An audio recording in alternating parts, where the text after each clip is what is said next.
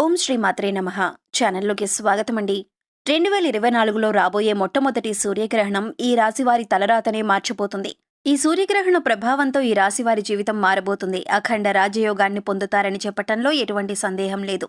అసలు ఆ రాశివారు ఎవరు? ఈ సమయంలో వీరి జీవితంలో జరగబోయే ఆ పెను మార్పులేమిటి? అసలు 2024లో సూర్యగ్రహణం ఎప్పుడు రాబోతుంది? ఈ గ్రహణ సమయం ఎంతకాలం ఉండబోతుంది? గ్రహణ సమయంలో చేయవలసిన మరియు చేయకూడని పనులేమిటి వంటి మరిన్ని ఆసక్తికరమైన విషయాల గురించి ఈ వీడియోలో తెలుసుకుందాం. అంతకంటే ముందు మీరు ఇంకా మన ఛానల్ని సబ్స్క్రైబ్ చేసుకోకపోయినట్లయితే సబ్స్క్రైబ్ చేసుకొని పక్కనే ఉన్న బెల్ ఐకాన్ నొక్కి ఆల్ సెలెక్ట్ చేసుకుంటే మేము ఇలాంటి వీడియోస్ అప్లోడ్ చేయగానే ముందుగా మీకు నోటిఫికేషన్ వస్తుంది. సాధారణంగా గ్రహణం అనగానే ప్రతి ఒక్కరి మనసులో ముందు వచ్చే ఆలోచన మంచి రోజు కాదు అని. ఈ సమయంలో ఏ పనులు చేయకూడదు, ఎక్కడికి వెళ్ళకూడదు, చాలా జాగ్రత్తగా ఉండాలి, సూర్యుడిని చూడకూడదు అనే సందేహాలు ప్రతి ఒక్కరిలోనూ తలెత్తుతాయి. అయితే ద్వాదశ రాశులలో ఈ ఏడాది వచ్చే మొట్టమొదటి సూర్యగ్రహణం ద్వారా ఈ రాశివారు ప్రయోజనం పొందబోతున్నారు. ఈ గ్రహణ ప్రభావం కారణంగా ఈ రాశివారి జీవితంలో ఊహించని పెను మార్పులు సంభవించనున్నాయి. వీరు పట్టిందల్లా బంగారం కానుందే. వీరికి గత కొంతకాలంగా కలిసిరాని అన్ని పనులు ఈ సమయంలో పూర్తిగా కలిసి వస్తాయి. ఆదాయ మార్గాలు పెరుగుతాయి. కలలో కూడా ఊహించని విధంగా వీరి జీవితంలో పెను మార్పులు జరగబోతున్నాయని చెప్పటంలో ఎటువంటి సందేహం లేదు. అయితే ఈ రాశివారు ఎవరు? ఈ గ్రహణం కారణంగా వీరి జీవితంలో జరగబోయే ఆ మార్పులేమిటి అనే విషయాలు చూసుకున్నట్లయితే, ఈ ఏడాది సూర్యగ్రహణం ద్వారా అత్యంత లాభాలను పొందబోయే రాశి సింహరాశి. ఈ రాశి జాతకులు అత్యంత ప్రయోజనాన్ని అందుకోనున్నారు. ఈ రాశి వారికి సూర్యగ్రహణం తర్వాత ఏ విధంగా ఉండబోతుందో చూసుకున్నట్లయితే, ఈ రాశి వారికి ఇది చాలా అనుకూలమైన సమయమని చెప్పుకోవాలి. గతంలో పెండింగ్లో ఉన్న పనులన్నీ కూడా ఈ సమయంలో పూర్తవుతాయి. ఆర్థిక పరంగా నిలదొక్కుంటారు. ఎలాంటి ఆర్థిక సమస్యలు లేకుండా జీవితాన్ని సంతోషంగా గడపగలుగుతారు. అలాగే ఉద్యోగం కోసం ఎదురు చూస్తున్న ఈ రాశి వారికి ఈ సమయంలో ఉద్యోగ ప్రయత్నాలు సఫలీకృతమవుతాయి. ఎవరైతే నిరుద్యోగులు గత కొంతకాలంగా ప్రభుత్వ ఉద్యోగం కోసం ఎదురు చూస్తున్నారో వారికి కూడా ఈ సమయంలో ఉద్యోగం లభించే అవకాశాలు ఎక్కువగా ఉన్నాయి. అంతేకాకుండా విదేశాలకు ఉన్నత చదువుల కోసం వెళ్లాలనుకున్న ఈ రాశి వారికి విదేశీ ప్రయత్నాలు ఫలిస్తాయి. విదేశీ వ్యాపార ప్రయత్నాలు, విదేశీ ఉద్యోగ ప్రయత్నాలు లాభిస్తాయి. పోటీ పరీక్షలకు సిద్ధమవుతున్న ఈ రాశి విద్యార్థులకు మంచి సమయం రానే వచ్చింది. ఈ సమయంలో మీరు రాసిన ఎగ్జామ్స్లో మీరు కోరుకున్న ర్యాంకులు సాధిస్తారు. గతంలో వ్యాపార పరంగా నష్టపోయినప్పటికీ గ్రహణం తర్వాత నుండి వ్యాపార పరంగా లాభాల వర్షం కురుస్తుంది. మీరు తలపెట్టిన ప్రతి కార్యం కూడా ఎలాంటి విఘ్నాలు లేకుండా నిర్విఘ్నంగా పూర్తవుతాయి. ఈ విధంగా ఈ రాశి వారి జీవితంలో ఎన్నో పెను మార్పులు సంభవించనున్నాయి. ఆరోగ్యపరంగా ఈ సమయం మీకు అనుకూలంగా ఉంది. ఈ సమయంలో గత కొంతకాలంగా మిమ్మల్ని ఇబ్బంది పెట్టిన అనారోగ్య సమస్యలన్నీ కూడా పూర్తిగా తొలగిపోయి సంపూర్ణ ఆరోగ్యవంతులవుతారు. అయితే ఈ సమయంలో మీ తల్లిదండ్రుల ఆరోగ్యం పట్ల కాస్త శ్రద్ధ వహించాల్సి ఉంటుంది. మీ కుటుంబంలో మీ తల్లిదండ్రులు కావచ్చు, లేదా మీ సంతానం కావచ్చు, చిన్న చిన్న అనారోగ్య సమస్యలతో ఇబ్బంది పడే అవకాశం ఉంది. కాబట్టి వారి ఆరోగ్యం పట్ల మీరు పూర్తి శ్రద్ధ వహించాలి. ఈ రాశి వారికి గతంలో ఉన్న రుణ సమస్యలన్నీ కూడా ఈ సమయంలో పూర్తిగా తొలగిపోతాయి. ఈ సమయంలో ఆర్థికంగా లాభదాయకంగా ఉంటుంది. మీరు పెట్టే పెట్టుబడులు మంచి లాభాలనిస్తాయి. ముఖ్యంగా గతంలో స్థిరాస్తులపై పెట్టిన పెట్టుబడులు లేదా వ్యాపారంలో పెట్టిన పెట్టుబడులు ఈ సమయంలో మంచి లాభాలను ఇవ్వటం వలన మీ ఆర్థిక పరిస్థితి మెరుగుపడుతుంది. వచ్చిన డబ్బులతో స్థిరచరాస్తులు కొనుగోలు చేసే అవకాశం ఉంటుంది. ఈ సమయంలో మీరు చేసే ఆలోచనలు మీకు లాభం చేసేవిగా ఉండటం వలన మీరు పెట్టిన పెట్టుబడులు మీకు లాభాలనివ్వటమే కాకుండా మీరు ఇచ్చిన సలహాల కారణంగా ఇతరులు కూడా ఆర్థికంగా లాభపడతారు. ఈ సమయంలో ఈ రాశి వారికి ధనలాభం, కీర్తి లాభం కలుగుతుంది. ఈ సమయంలో కుటుంబ జీవితంలో ఆనందాలు పెరుగుతాయి. ప్రతి విషయంలోనూ మీ కుటుంబం మీకు మద్దతు ఇస్తుంది మరియు మీ ఇల్లు శాంతి మరియు ఆనందంతో నిండి ఉంటుంది. ఇంట్లో వాతావరణం ఆహ్లాదకరంగా ఉంటుంది. ఈ సమయంలో మీరు మీ కుటుంబ సభ్యులతో శుభకార్యాల్లో పాల్గొంటారు. మీరు మీ కుటుంబ సభ్యులందరూ కలిసి ప్రేమపూర్వక వాతావరణంలో ఆహ్లాదకరమైన సమయాన్ని గడుపుతారు.